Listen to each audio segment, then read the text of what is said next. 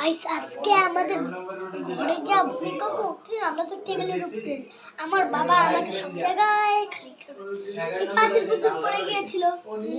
সব পড়ে গেছিল লবণ নেই দেখেছো সব বালতির মধ্যে গুড় করবে এগুলো সব ছড়িয়ে ছড়িয়ে মাংস রান্না করেছে তার মা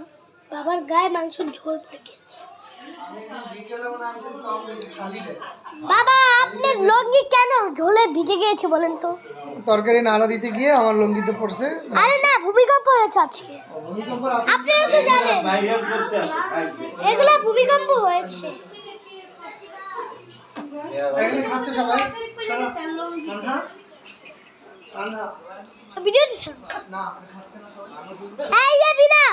বলেন তো আজকে ভূমিকম্প হয়েছে নাকি না আপনাদের কি হয়েছে বলেন সত্যি ভূমিকম্প হয়েছে আপনারা কি জানেন ওদের ফ্রিজ জানেন তিন হাতের সমান গেছে না আমাদের গাছপালা টালা সবের মাটি ছড়ে গেছে মাটিগুলো সব পড়ে গিয়েছে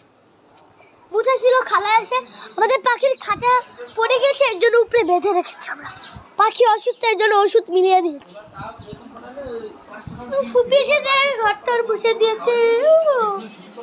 এই জানেন এটা ধলে পড়েছে দুইটা তিনটে কাজ পড়েছে ভেঙে একটা কাজ ভেঙে পড়ে গেছে দেখেন এই যে বুঝছেন কি যে করবো আর এখন খুশি হয়েছে আর আমি অক্সিজেন দিতেছিলাম ভাই ঠিক